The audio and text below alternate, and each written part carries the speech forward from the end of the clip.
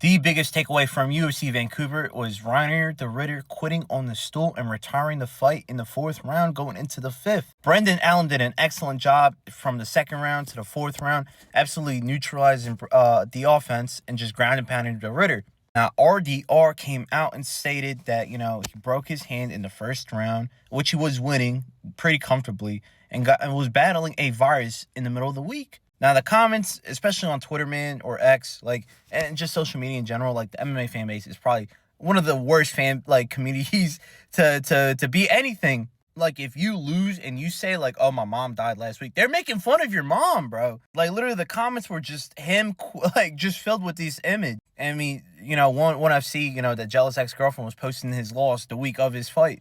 But that just added fuel to the fire.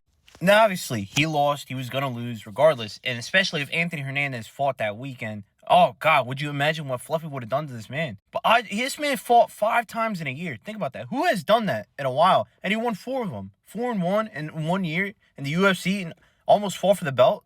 Incredible. I think it's fatigue. And, speaking from experience, I used to compete all the time, cutting weight, being drained all the time. Shout out to, look at my Instagram, shameless plug. But I used to compete all the time. This may not look like much, right? But, dude, this is a lot for me. I'm one big, I like to eat, man. And if you know me, you can tell that's not me in that picture, bro. But it was. Constantly training and preparing for a fight. I mean, obviously, it's his job.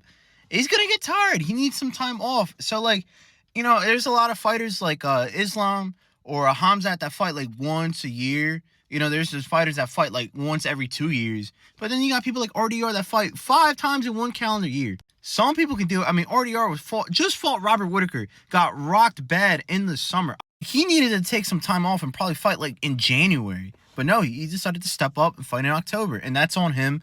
It's just a balance because not everybody's Merab Dvalishvili, man.